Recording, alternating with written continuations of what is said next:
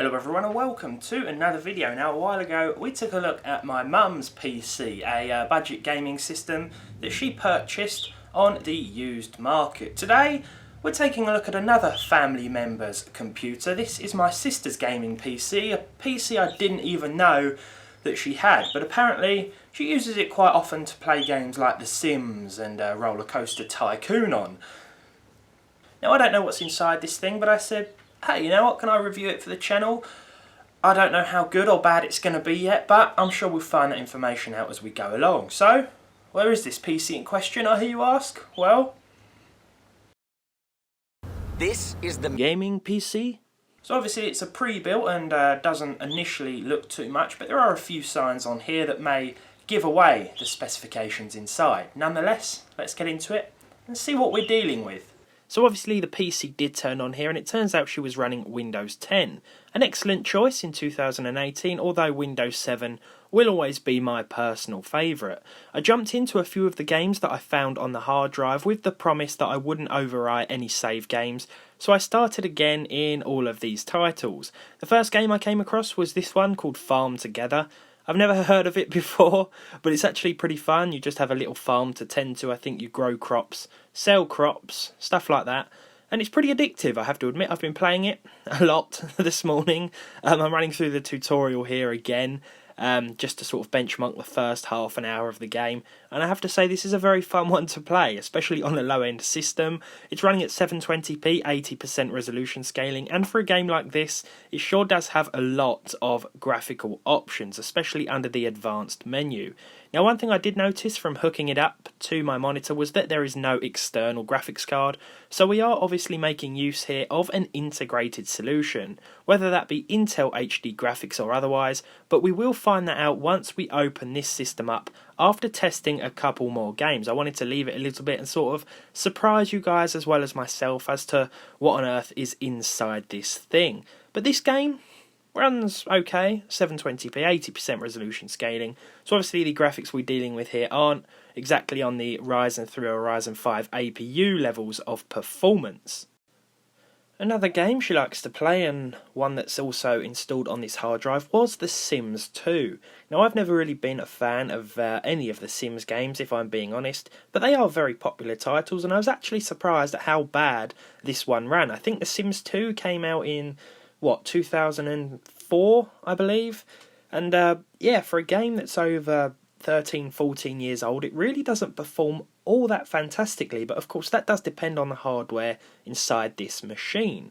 At 720p here, we were averaging around 30 frames per second, although when we sort of zoomed into someone's house, the frame rate dropped massively. We were seeing like 5 or 6 frames per second in some instances, and it could in some situations make the game unplayable. Luckily then, a game like this isn't exactly the most fast paced in the world, so it's easy to understand how someone could deal with playing it like this. I mean, you're not doing anything crazily intensive, so those few frame drops every now and then shouldn't really bother a lot of people, especially considering that The Sims is a sort of slow-paced, sort of relaxing title. I've actually never seen such varied performance from a game depending on where you are on the overall map as well, so this one is quite hard to run on this system.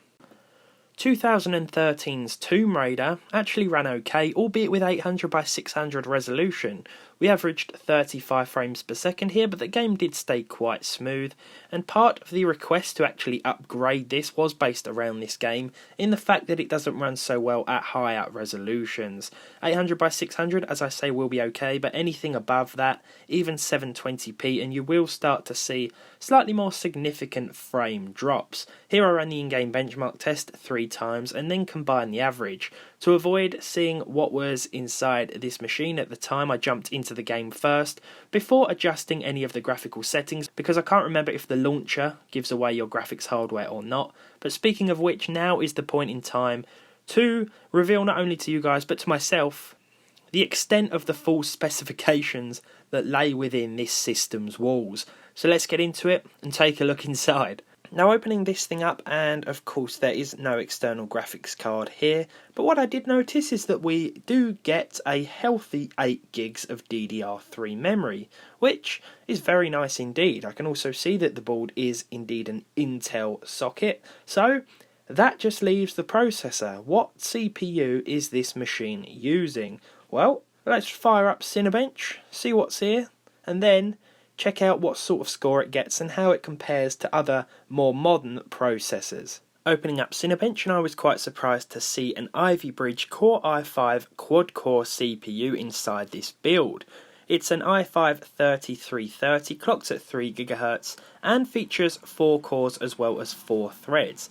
Now this would have been great as part of a budget gaming PC, or sort of mainstream gaming PC actually, a few years ago, and with a score of 420 points, it should still be able to keep up fairly well in a lot of modern scenarios, both in gaming and editing as well. Obviously it won't be the fastest, but I think a score of 420 is still pretty reasonable if you ask me, and for a chip that can be picked up for a small fraction of what it once cost, I do believe it's still a pretty decent solution. I mean, we've taken a look back at Sandy Bridge i5s in the past, things like the i5-2500, and they still hold up pretty well even in 2018. But now, let's consider what sort of upgrades you could make to a machine like this. First of all, I wondered how the graphics card, the 7770, tested in my last video would hold up in this build, especially considering with an i5 and 8 gigs of RAM, it really isn't all that bad after all, and all that you'd probably need would be an aforementioned GPU as well as perhaps a power supply replacement. So let's get the 7770 in, and I'll talk you through a few results and how things changed. So with the 7770 in this system, I jumped back into Tomb Raider to see how much of a difference we could notice. Now you'll have to bear with me here, I had some trouble with MSI Afterburner, nothing too unusual there, but I can say that the game on normal with a few high settings thrown in as well did run on average at 50 frames per second. This is combining the i5 of course with this graphics card at 1080p resolution. A welcome improvement over using it with the onboard HD graphics and having to turn everything down to low. Tomb Raider then, the game that my sister was mainly concerned about seeing improvements in, does now run fairly well on this setup. When we tested this GPU with my Ryzen 5 1600 a couple of days ago, it actually did really well and surprised me quite a bit.